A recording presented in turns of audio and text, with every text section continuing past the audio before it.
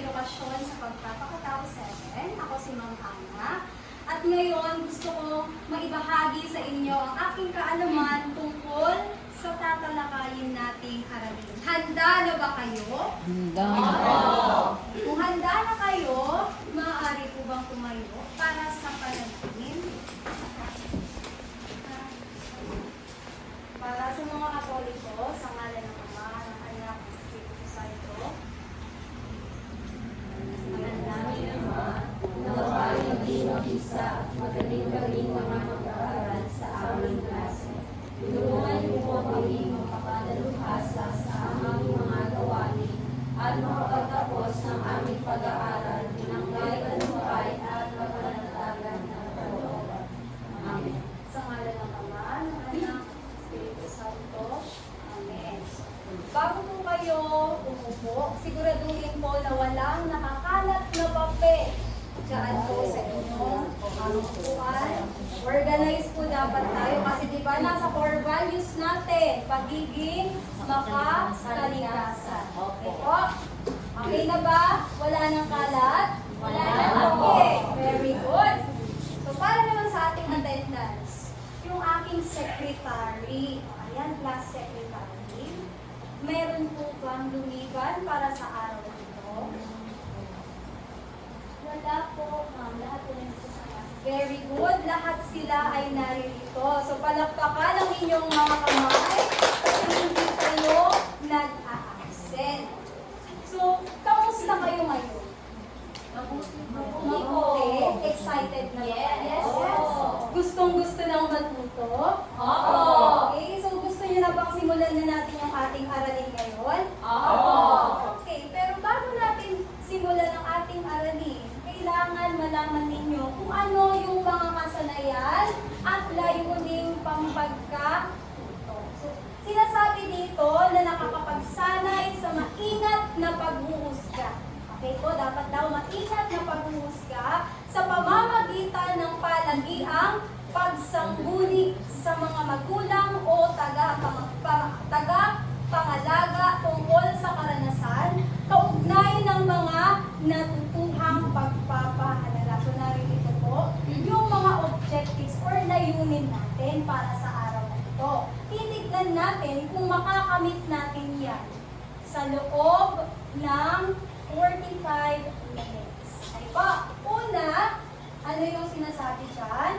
Nagbibigyan ng magulang ang pamilya. Okay, ikalawa. Nag-iisa-isa ang iba-ibang uri at konsepto ng pamilya sa paglipas ng panahon. Ikatlo. Na ipapaliwanag ang mga pagpapahalagang natutuhan sa pamilya na may impluwensya sa kanyang pagkatao. Ang letter B.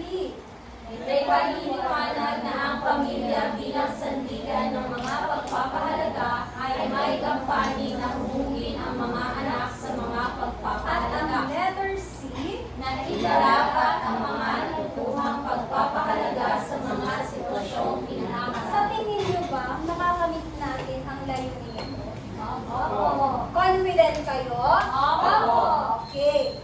So kung confident kayo, magkakaroon po muna tayo ng isang gawain. Ito po yung tinatawag natin concept map. Okay po? So yung concept map natin, siguro groupings na lang para mas madali yung pagsagot. Kasi di ba, 2 brains is better than 1 brain. Okay? Mas mabuti yung marami tayong nakukuhang impormasyon dito sa iba nating mga kamag-aral. Okay po? Pakisulat po dyan yung inyong mga kasagutan at pagkatapos ay ibabahagi po ninyo ito sa klase. 5 minuto lang po o kaya 3 minuto. Kayang-kaya niya yan sa loob ng 3 minuto. Sige na po.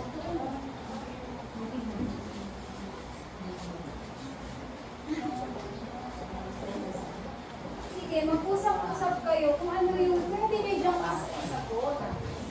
Okay?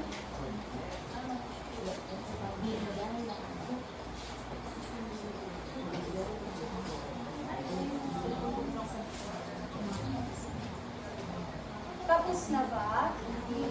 Hindi pa.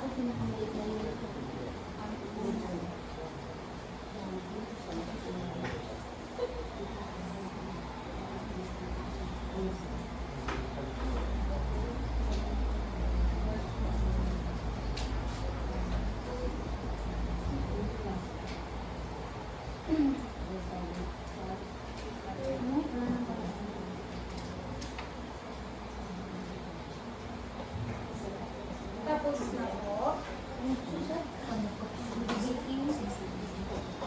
Tapos na po. Opo. Yung isang grupo tapos na. Ako sa group 1. Tapos na ba? Group 1, okay na? Yes, ma'am. Okay. Tapos na. O sige, ibahagi nyo ang inyong sagot. Sino yung gustong magbahagi sa grupo? Si Menchi po.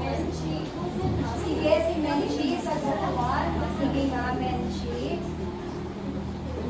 Nagsisilbi natin inspirasyon. Nagsisilbi natin. Hindi, yung lahat po. Lahat na po. Sige po. Ang pamilya ay nagsisilbi natin inspirasyon. Nanay at tatay, anak, may kasama pag may problema. Kasama sa hirap at luha. Okay, very good. Palakpakan niyo po si Menchi. How about dito sa ikalawang grupo? Yung Felipe. As Felipe. Felipe, ikaw pala. Sige, ibahagi mo inyong gawain. Mamahalan, Laglagan.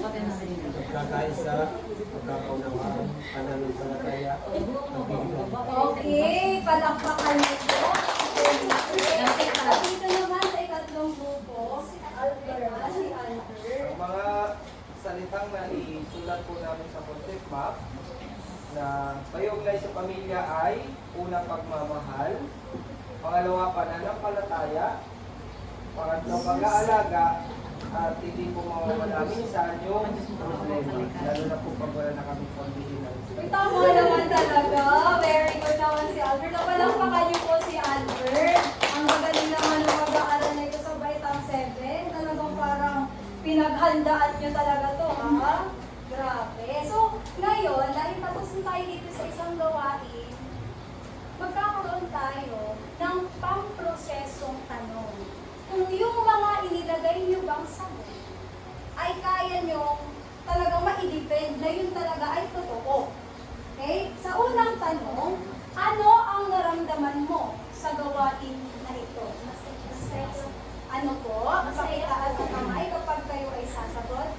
Sige po, Judy. Masaya po. Masaya? Bakit masaya? Kasi po, totoo naman nagsisilbi inspirasyon to. For example po, ma'am, diba nag-aaral tayo ng mabuti para matulungan sila ng anak. Ay, very good. Talaga namang napaka-intelligent ng mga batang ito. O, diba? Masaya daw sila kasi totoo naman daw na yung pamilya ay nagsisilbing inspirasyon. How about sa number 2? Paano mo binuo ang iyong concept na? Paano niyo ito binuo? Nung ginawa ninyo?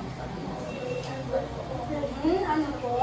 Sino yung gustong sumagot? Pakitaas na lang ang inyong kamay. Para po sino po? Si Albert. Sige nga, Albert. Ang nabuo po yung concept map batay sa mga nararanasan ko sa loob ng aming pamilya. So, hindi lang laging magaan yung nararanasan namin, pero meron ding namang mga problemang dumarating. Tama naman talaga. Very good si Albert. So, yun pala is base sa kanyang experience. Okay? Ikatlo naman, ano ang napansin ninyo sa tala ng inyong kaklase? Kasi may pagkakaiba-iba. Ano yung napansin nyo doon? Ano yung napansin nyo doon? May pagkakaiba-iba eh. Ma'am, Yes po, Albert. siguro po kaya nagkaiba-iba yung mga sagot ng bawat grupo kasi iba-iba yung mga experiences nila sa kanilang pamilya. So, yung mga sabi sa buhay. Okay po. Very good talaga si Albert. So, iba-iba naman kasi yung pinanggalingan nating pamilya. Iba-iba yung konsepto kung paano nila tayo pinalaki. Tama ba? Oo. Oo, yes po.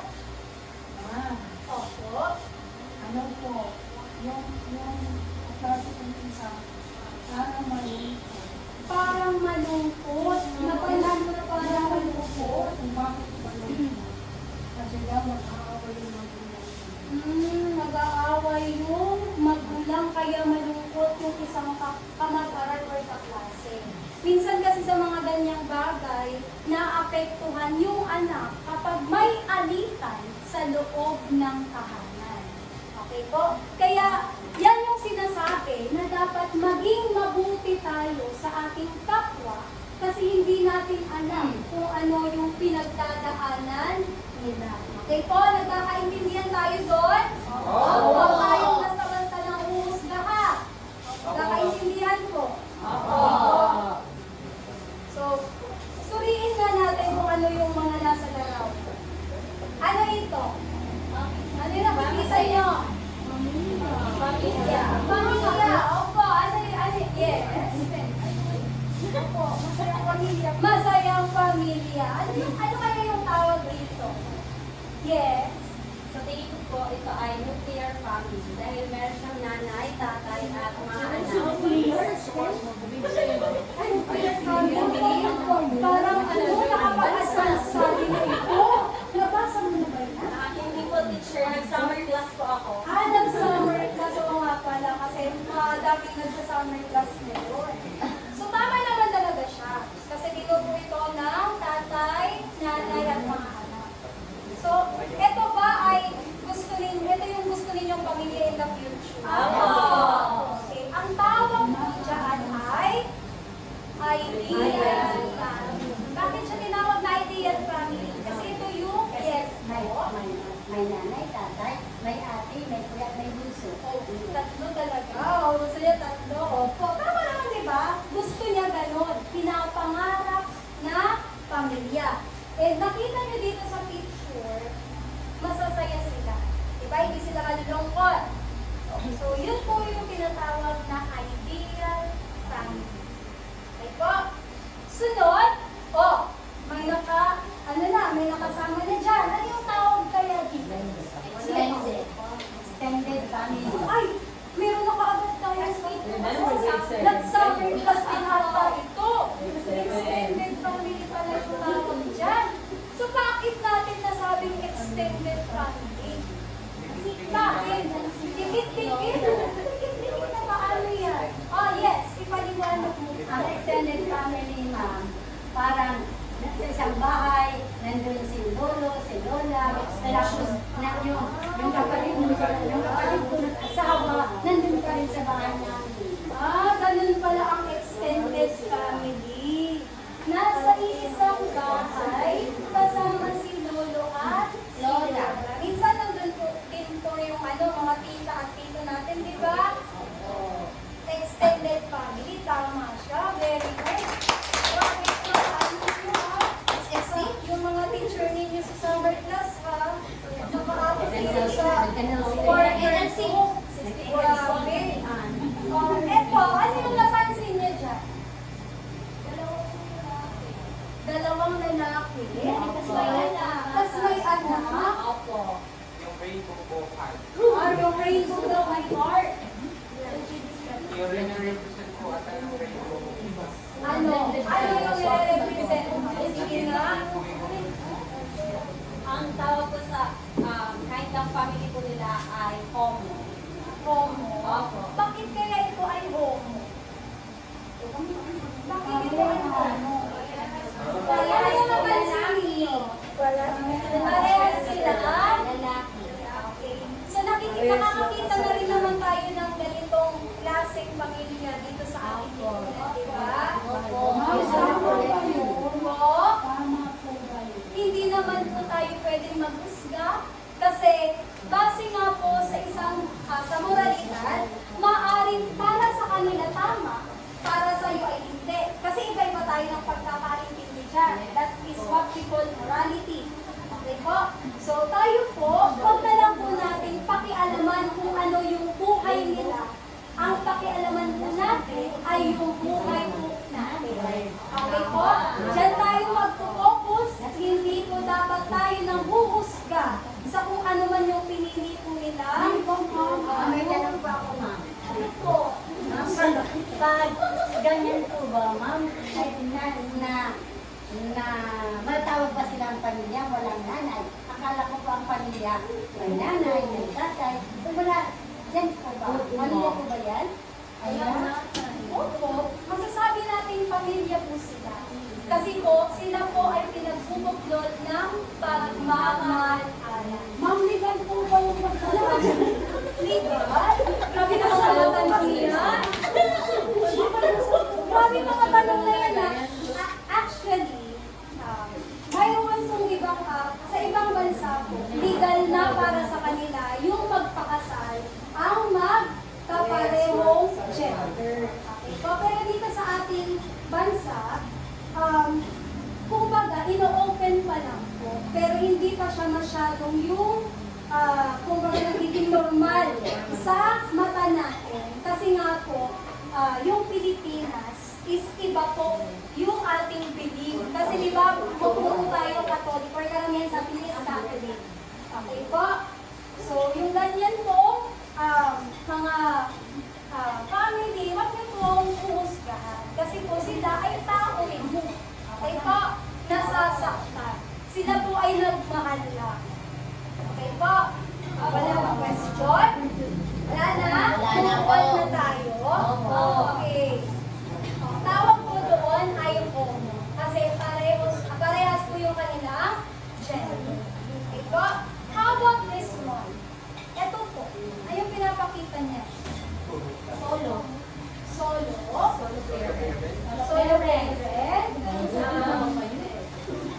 Solo parent. Pero tignan nyo sa isang picture. Solo ba yun? Sa kanila po hindi. Yun eh. Adopted. Guardian. Ano po? Guardian po. Guardian. So bakit kasabi natin ito ay guardian? Wala po kasi si mama. O, nasaan si mama? Nasa ibang bansa po. Nasa abroad. Eh, saan si papa? Kumakabilang bahay po. Si papa sila pinagbahay. Kaya naman yun. Yung mga pag-iisip ninyo, ha? Sa makabilang bahay na kaagad. Baka si papa is nakasinabi lang sa malay. Namalay natin si papa ay isang pulis. Eh, hindi kaya umuwi-uwi sa ating bahay. Diba? So, may mga ganyang cases. Grabe naman kayo sa makabilang bahay. Kaya mga ni Mama, si Mama. Ay! Kapit-bahay na mo. Ay, yung Sa kapit makabilang bahay. Huwag nyo na yung pag-usapan. Mali yun. Ay, hayaan nyo na lang sila. Ma'am, marites po. Ay, marites! Ako, ang dami ka lang marites sa hometown or sa barangay natin. Pero yung tawag mo sa litratong ito ay guardian. Yung guardian, pwedeng si tita, si tito, or kaya kung buhay pa si lola at lola, kung kaya pang mag-alaga, pwedeng sila po ang maging guardian. Okay po? Nagkakaintindihan? Opo. Okay, eto. Ang gaganda. Tawag dyan. Bini. Bini. Bini. Bini. Ano ba yan? Bini. Bini. Oh, nakakanta na. Anong tawag dyan? Magkapatid. Magkapatid. Tumba. Magkapatid. May kapatid kayo? Yes. Wala. Yung iba wala. Solo ka na. Yung iba may mga kapatid. O yung mga kapatid ninyo, kasundo niyo ba o hindi? Opo. Minsan. Nagmamahalan po kami, ma'am. Ay, nagmamakalan. Very good. O yung iba, minsan, kaaway yung... Kasi mahiniram yung damit ko. Ay, hinihiram yung damit, hindi nagpapaalam. Kasi ma'am, tamad maglaba. Ay, mamad maglaba. Grabe pala ang mga kapatid. Ganun pala sa pamilya nyo. Gagawa na ng gamit at gamit. Pero, ang magkapatid, hindi dapat laging magkaaway. Okay? So, dapat kayo ay nagmamahalan at kayo po ay nagkakaintindihan. Kasi kapag kayo po, kumbaga, nag-mature na, sila lang din naman po yung isa sa inyong mga makakasama, magiging sandigan. Okay po? Dapat sa magkakapatid, laging ayos. O ito, ano tawag dyan? Adopted. Adopted? Bakit kasabi yung adopted? Sinugeba sila ng kulay. Ay, yung kulay agad, ano? Baka naglutang. Naglutang? Yung mga malas na bunta binder. Kulay lang. Hindi naglutang. Basta yung kulay lang. Sa binder, mga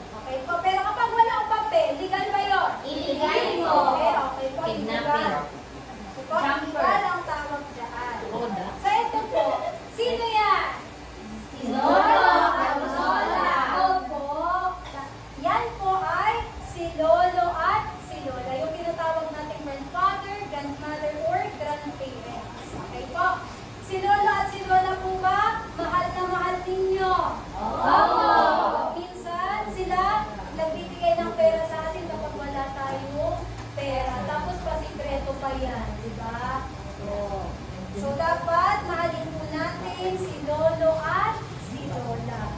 Lalo pang bagong pensyon. Ay, grabe naman sa lalo pagbagong pensyon. Wag naman. Dapat, ano lang, yung pagmamahal natin is unconditional. Okay po? O ito, ay, mayroon naman ng sagot. Sino nga yan? Si Ate at si Si Auntie. auntie at si uncle. Close ba kayo sa mga auntie at uncle nyo? Yung iba lang. Bakit yung iba? Ay, masungit. Hindi ba na binibigyan ng ano, regalo? Ayaw? Ay, grabe naman. Meron silang masarap na ulam di ko mabinibigyan. Ay, di ba yung binibigyan? Lalo pag ng tinola, saka nang mga sumarap. Ganda sila kasi kapayas. Mayaman. Ay, ganun pala yun. Pero kapag kayo, naging ganyan, tita at tito na, magiging masungit ba kayo? Hindi. Kasi alam nyo na yung pakiramdam kapag ganun na nangyari, di ba po? Okay. So, si Tito at si Tita, ito naman kaya, last na yan. Ano tawag sa kanila? Madami na, madami. Friends. Ha? Friends? Magkakamag anak. Very good. So kayo ba, yung mga kamag-anak nyo, okay kayong lahat? Okay. Yung iba. Pag may pera. Ay, kapag may pera. Yung iba hindi nyo kasundo. Hindi. Bakit? Bakit hindi kayo magkasundo? Dahil daw po sa lupa. Ay, sa lupa! Ay, bawal pala yan ang lupa. Pero huwag tayong magiging ganyan kapag tayo ay tumanda na makikipag-agaway kayo sa lupa. Ha? Huwag po. Masama yun. Okay po? So, naiintindihan naman yung mga sa litrato. Walang question doon. O ako yung may question. Ayaw niyo magtanong. Ako ang magtatanong. Ano-ano ang ipinapakita ng mga larawan? Ano kaya yung mga pinakita kong pictures? Ano yun? Yes, Menchi. Tayo. Iba't ibang uri ng pamilya. Iba't ibang uri ng pamilya. Very good. How about sa ikalawang question? Ano ang temang nais ipahayag ng mga larawan? Ano yung tema? Bakit kaya may mga picture na gano'n? Ano yun? Para saan yun? Tungkol sa pamilya. Tungkol po sa pamilya. Parang meron na kayong alam kung ano yung i-discuss ni teacher ngayon. O sa ikatlo, sa iyong palagay, maituturing po ba natin na ang mga larawan ay nagpapakita ng konsepto ng pamilya? Opo. Bakit? Bakit opo? Bakit yun nasabi? Yes po, Luwena. Dahil po, teacher, iba-iba po ang konsepto natin ng pamilya. Okay po. For example po, kami po ay may ideal family, ang iba lang po ay may homo. So, iba-iba po ang ating pinanggalingan. Oh, very good. Palakpakan niyo po si Luwena. Ang ganda ng kanyang sagot. So, tama po yung sagot niya. Iba-iba kasi tayo ng konseptong pinanggalingan ng pamilya. Ang iba, galing sa homo family. Yung iba naman sa ideal. Yung iba naman may guardian. Kasi kung hindi mawawala yung nanay at tatay. Okay po? Kakaintindihan? Oo. Okay po. So, ngayon, bigyan natin ng pagpapalalim yung ating aralin. So, dito po, bibigyan ko kayo nito. Okay po? Itong papel na ito, dito nyo po isusulat. Yan po kasi, paano mo bibigyang pakahulugan ang salitang pamilya? Para sa'yo, ano ba yung pamilya? Okay po, sariling sagot nyo po yan ha. Wala pong maling sagot. Kaya wag po pangungopya sa katabi. Walang mangopya. Sukuin ang pahayag at isulat ang sagot sa isang malinis na papel. So, lilima lang ito. Yung iba po, mag-ano na lang. Doon na lang sa malinis ninyo pong papel. Okay po?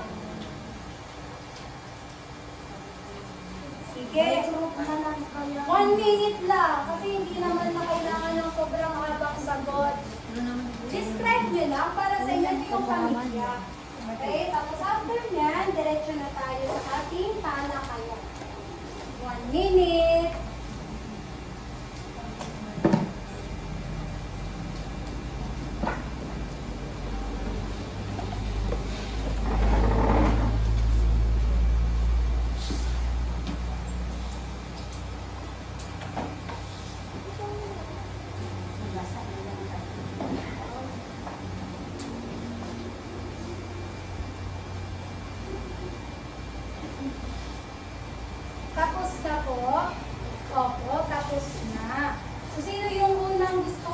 nais ng kanyang sagot? Si Menchie po. Dalawa lang yung tatawagin ko para si Menchie. Sige nga, Menchie. Pag-isagutan na to.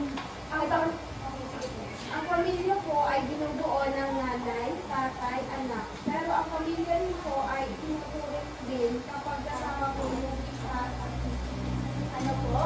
pagkasama po yung bibating ko, pamilya ng binubuo. Oh, thank you so much. How about you po? Sige nga po, pakibasa po ng inyong sagot. Ang pamilya ay, huwag tayo na. Para matapos na. Pamilya ay pangunahing unit ng Dipolo. Dito namubok ang pagkatao ng bawat isa. Kaya ang pamilya daw ay pangunahing unit ng lipunan kasi dun daw nabubuo ang ano ngayon? Pagkatao ng bawat isa. So, natural naman talaga yun. Huwag pong maingay. Makinig. Okay po, natural naman talaga yun na ang pamilya, sila yung taga-tubo. Okay po? So ngayon, medyo meron na kayong kaalaman tungkol sa pamilya. Base pa lang sa experience ninyo, alam kong maiintindihan nyo na yung ating talakayan. So ang ating talakayan para sa ang ating tema para sa araw na ito ay pamilyang Pilipino bilang sandigan ng mga pagpapahalaga. Sinasabi ko dyan, ang bawat bata ay sumasailalim sa kanyang pamilyang kinabibilangan. Inaasahan na ang bawat bata ay naturuang mabuti, nandiyan po, ng mabuting or magagandang asal sa pamilyang kanyang kinabibilangan. Kung kayo ang tatanungin ko, naturuan po ba kayo ng kagandahang asal? Opo. Opo. Okay? Dapat talaga confident kayo. Opo. So, yung mga magagandang asal na yan, ano yung halimbawa? Sino pwedeng magbigay? Yes. Pagmamano po, Pagmamano, very good. Yes. magsasabi po ng po at opo. Pagsasabi ng po at opo. Sino pa? Pagiging nagala. Pagiging magala. Sa tingin niyo ba nakikita pa natin yan sa generasyon ninyo ngayon? Nakikita pa natin sa kapwa nating bata? Oo. Ilan lang. Yung ilan na lang. Bakit yung iba hindi na? Pero at least sa atin, dapat napapractice ko. Especially kapag kausap natin mas nakakatanda sa atin, ito ay pagbibigay na kapag kumbaga bigyan natin sila ng galang. Mamano ka, and yung pananalita mo, laging may po at opo. Actually, kahit hindi ka matanda, dapat pinapractice po natin yung po at opo. Okay? Naiintindihan po? Opo. Opo. Diretso tayo. Kaya kung may mga bata na hindi kumikilos ayon sa kung ano ang tama, makakarinig ng mga komento gaya na, hindi ka ba tinuruan sa bahay mo? Minsan si teacher nagsasabi ng ganyan. Diba? Kapag napapagalitan tayo kasi kung may nagawa tayong mali, okay, nagpasaway tayo sa klase. Kasi hindi pa kayo tinuruan sa bahay nyo ng ganito, ganyan. Saan yun nagre-reflect? Sa ating magulang. Sa inyo po yung magulang. Kaya po dapat, dito sa school, well-behaved kayo. Kasi kung ano man ang pinapakita ninyo dito, sinasalamin po ninyo kung ano ang itinuro ng inyong magulang. Kaya minsan, nahuhusgahan tayo. Kasi sa paraan ng ating pananalita, ano pa? Sa paraan ng ating pagdedesisyon, pagkilos, di ba? Kaya dapat, siguraduhin po natin na tama at naaayon lahat ng kilos po natin. Naiintindihan?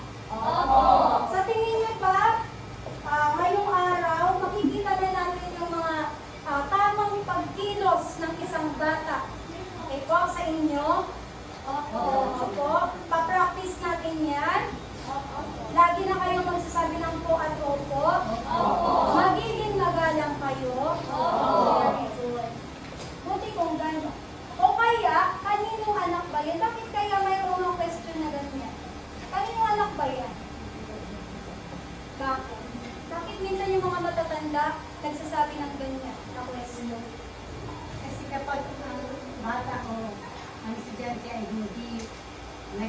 magalang, pangit ay kagapalitan.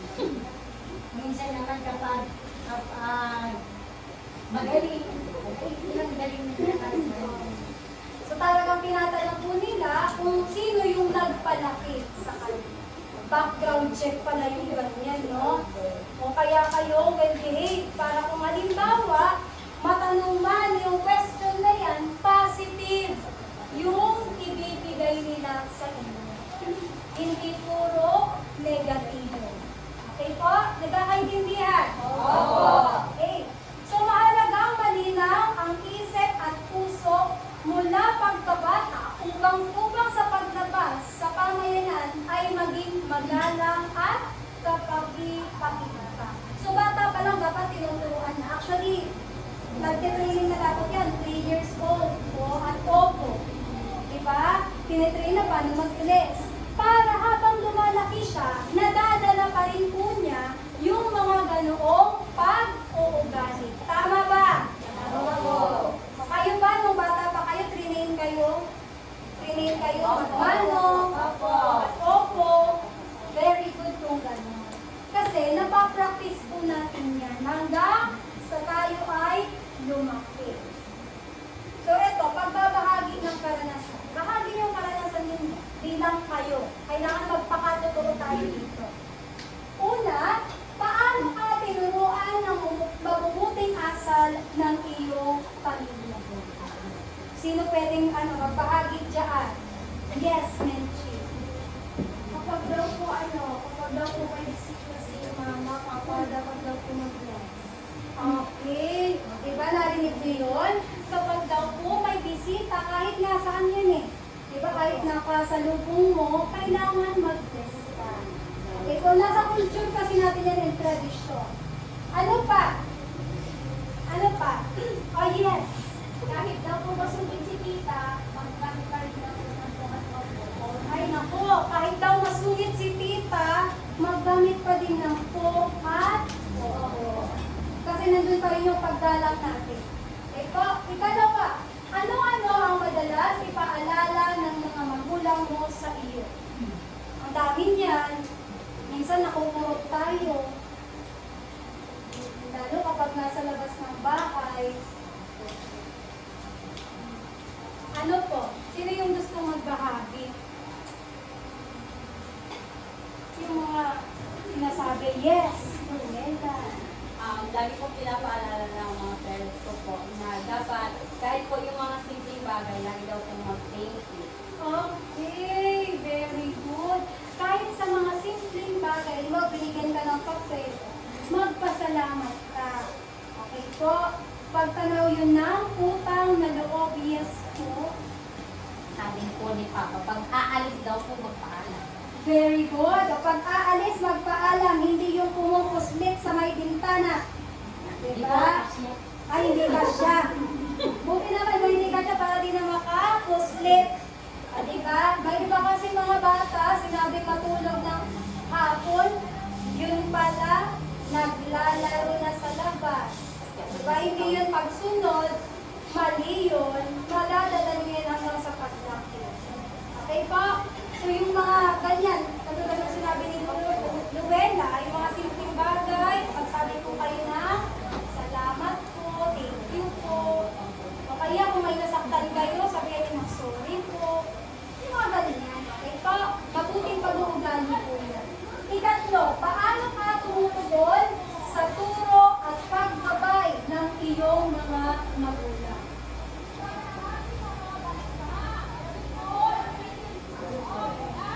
Dito lang. Huwag naman na kayong tumingin-tingin sa may labas. Nandito ang teacher nyo, oh. Nandito ako, oh. Nag-discuss si teacher. Pagtugon. Pagtugon sa turo. Paano yung i-apply sa sarili? Ilalapat sa sarili. Ano yung araw ko? Ano? Oh, yes po. Okay po. Very good. Sundin daw yung umuutos ng ating magulang. Bakit kailangan nating sundin yun? Para masabi ka ba? Masabi na ba na bata? Para daw sa ating ikaka?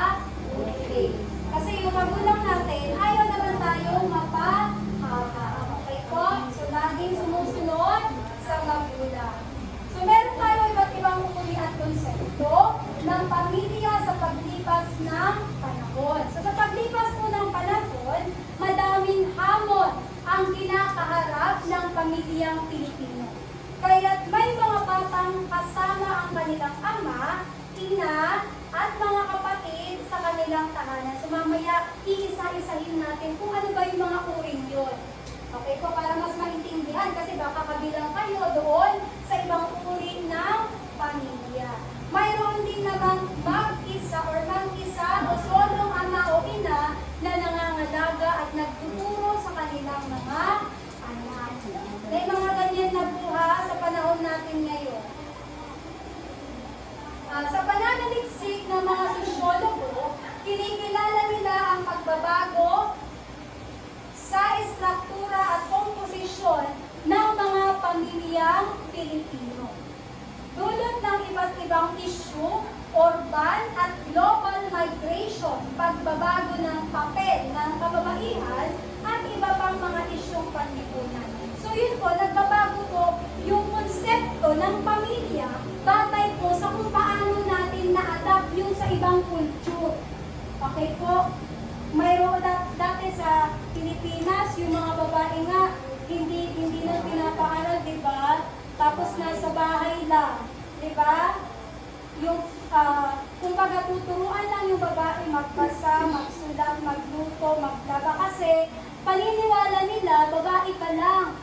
Diyan ka lang sa loob ng bahay kasi ikaw yung mag-aalaga sa mga anak mo, ikaw yung mag-aasikaso sa bahay, sa iyong asawa, gano'n. Pero ngayon iba na. Ang mga babae, pwede nang magtrabaho kasi marami ng rights ang mga kababaihan.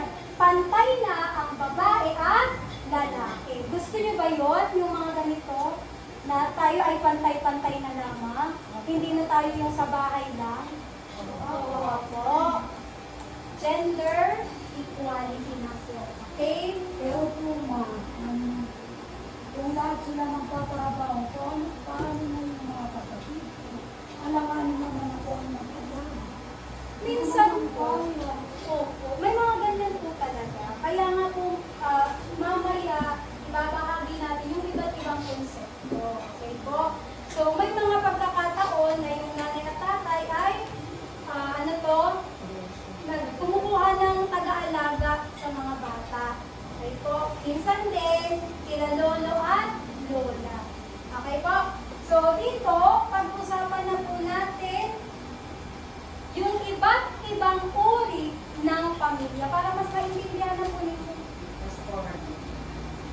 Okay, may tinatawag po tayong nuclear na pamilya. Pakibasa po, Albert.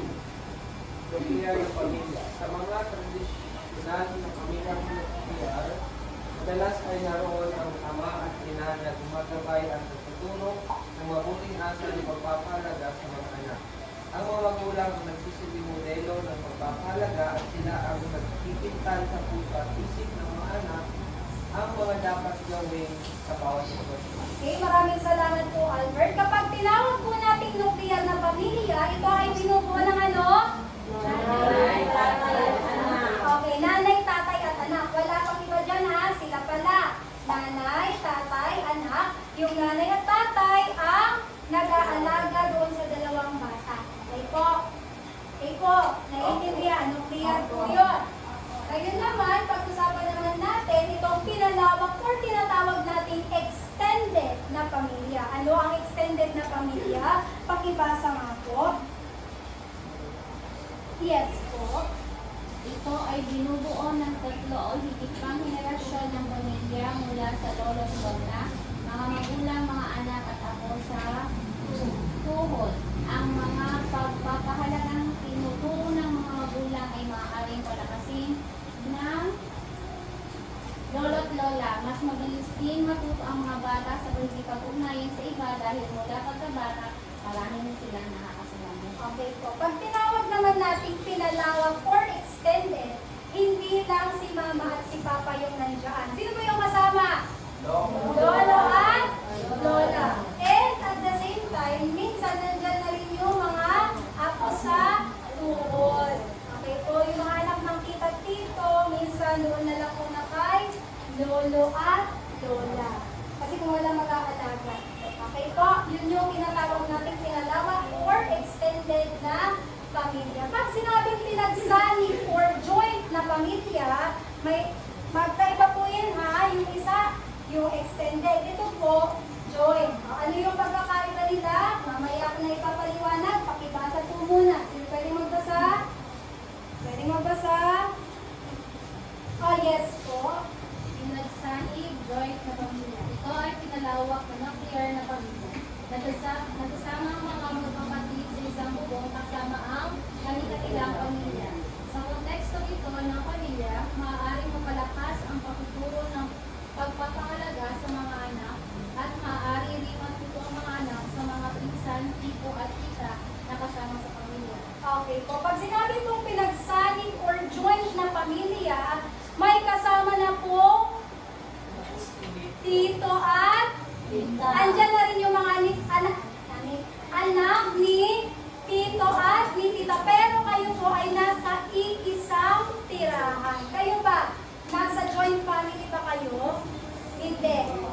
Asan kayo? Doon pala kayo sa nuclear? Oo. Karamihan pala rito ay nuclear. So walang joint na family or pinagsama. So dyan kasi kapag joint family, marami nang matututuan yung bata. Depende kung ano yung naoobserbahan niya doon sa kung paano rin palakihin ng kanyang tito at tita yung kanilang mga pinsan. Okay po? Marami na kayong matututuan dyan na kung ano mang bagay. Pag sinabi namang pinagsanib na pamilya, ito, common na ito sa atin ha. Pag sinabi pinagsanib na pamilya, kapag ang mag-asawa ay may mga nakaraang anak mula sa nakaraang relasyon. Okay po? At nagsama sa iisang tahanan, ang tawag na po dyan ay pinagsanib na pamilya. Sinasabi rin maaaring magkaroon ng pagkakaiba sa pagpapahalaga ng mga bata. Kasi magkaiba yung kanilang parent pero nagsama. Okay po, yan yung may mga tinatawag kayong step brother at step sister kung may ganon. Okay po, yun yung tawag sa kanila, pinagsanib na pamilya. Maaring mas mapanghamon ang pagtuturo at mas mga ilangan ng pagsisikap at komunikasyon ang bawat kasapi ng pamilya. Very complicated kasi yan. Okay po, kasi syempre, yung isang bata, kung baga kikilalanin niya yung isang, yung nanay-nanayan or tatay-tatayan. Hindi lang yun. Yung anak pa niya, na kailangan maging kasundo niya rin. Kasi di ba, sa isang pamilya, dapat nagkakasundo. Eh yun, dahil nagsama yung kanilang mga parent, naging isa na silang pamilya, so sila po ay may tuturing ng magkapatid. Okay po? So minsan may mga hamon din dyan, hindi pagkakaunawaan, nagtatalo, or kung ano pa man. Diba?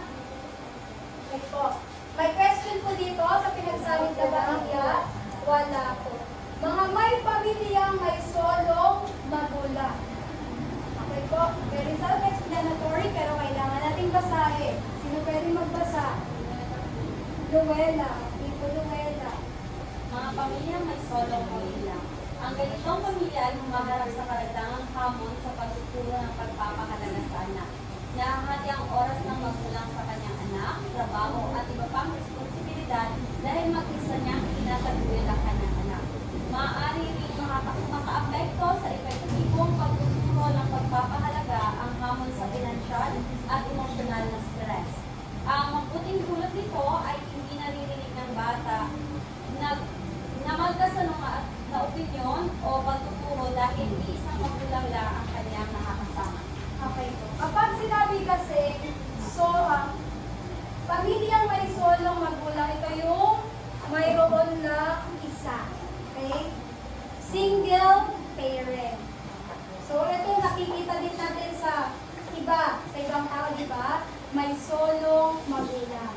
So, sobrang hirap kapag solo lang. Di ba? Kasi walang katuwang sa pag-aalaga, sa pagtatrabaho, sa pagsisilbi. Yan ang isang hamon sa isang single mother or single father. Kasi para sa kanila, gusto rin nilang bigyan ng oras yung anak, kaya lang kailangan nilang magtrabaho. Minsan nahahati yan sa responsibilidad pa, minsan sa bahay, lalo kapag bata pa yung anak. 4 years old, di pa yun marunong maglaba.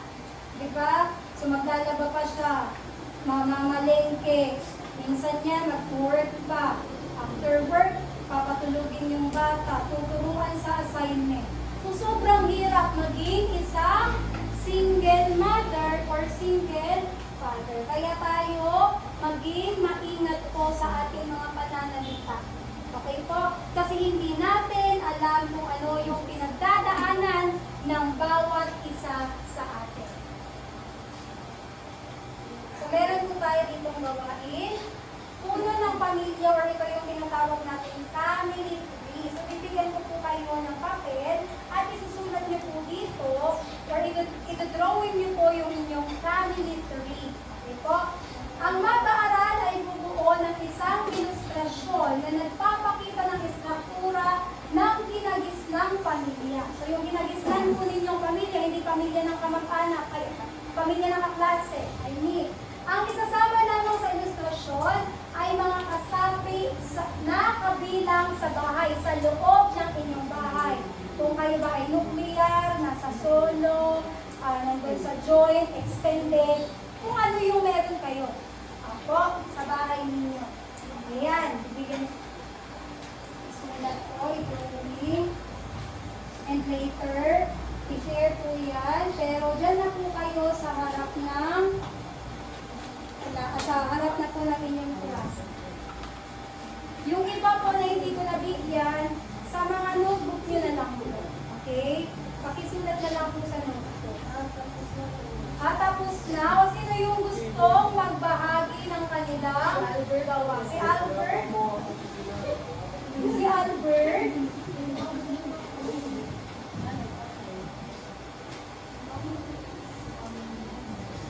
At the same time, yung values or yung pagpapahalagang natutuhan mo sa pamilya, kailangan nandyan din ha. Ano yung natutuhan mo sa kanila? Sige na po, Albert, dito ka sa unahan. Sa unahan po, Albert.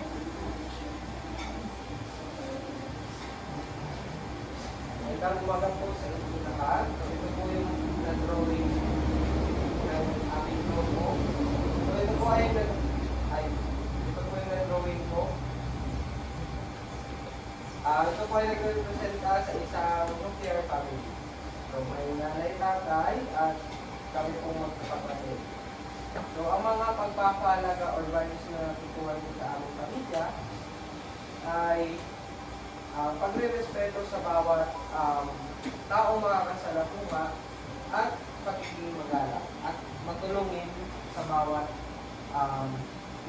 makikita na nangangailangan. Okay, very good, Albert. Palakpakan po natin si Albert. O, mayroon pa bang gustong magbahagi ng kanyang gawa? Wala na. So parang ang dami kasi nung sinabi ni Albert, andun na lahat ng ideya niya, di ba? So nasa nuclear family daw siya. And yung mga values or mga natutuhan niya doon sa kanyang magulang, ito ba ay pinapractice mo, Albert, na yung sarili? Opo. Oh, very good talaga si Albert. Baka ikaw yung maging valedictorian sa inyong klase. So pang prosesong tanong, kung titignan mo ang iyong ginawa sa anong uri ng istrukturang pamilya mo ito, so nasabi na niya, nuclear, paano mo mailalarawan ang ugnayan na mayroon, nakasabi ng iyong pamilya, sabi niya, nagmamahalan daw sila. Tama ba, Albert? Okay po. So may mga katanungan po? Wala po. Wala po. Meron ako dito ginandang palabunutan para po masuri ko talaga kung kayo ay may natutuhan o wala. Okay po? Isa na.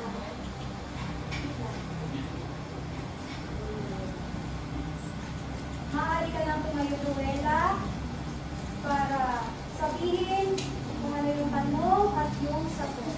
Ang tanong po ay, ano ang nuclear family or nuclear na pamilya? So, gaya po ng sinabi mo po, teacher, ang nuclear family po ay binubuo ng mama, papa, at mga anak. So, ito din po yung basis ng mga family po natin or ng, yung idea po natin ng family. Okay po. Palakpakan po natin si Joella. Oh, yes po. Ma'am, ano po? Bali, nuclear family po. Yan talaga talaga ang masasabi pamilyang Pilipino na pinagis na mula noon hanggang ngayon. Kaya nga tinawag siyang traditional. Okay po? So ito yung inyong gawain para sa araw na ito. Summative na yan. Okay po? So isubmit po yan sa akin after 5 minutes. Okay, tapos na ba? Okay, marami. Ay, wait lang. I-check po muna natin kung nakuha natin yung lahat ng objectives. So sa letter A, nabigyan daw natin pagpapakaulugan yung pamilya. Nabigyan ba? Opo, check. May isa-isa ang iba't ibang uri ng konsepto ng pamilya. Naisa-isa ba natin? Opo. Ang dami nga nun, di ba? Next, na ipaliliwanag ang pagpapahalaga ng tutuan sa pamilya. Naipaliwanag nyo ba? Letter B, na ipaliliwanag ng pamilya bilang sandigan ng pagpapahalaga ay may kampanya na humugugin ang mga anak sa mga pagpapahalaga. Okay ba yun? Nakapagin natin, okay? C, na ilalapat ang mga natutuwang pagpapahalaga sa mga sitwasyong kinakaharap. Sasagutan ba natin ito or nakamit ba natin ito? Opo. So maraming salamat po sa inyong pakikinig. Sana po yung mga natutunan po ninyo ay hanggang na po. Mailapat sa inyong buhay. Yan lamang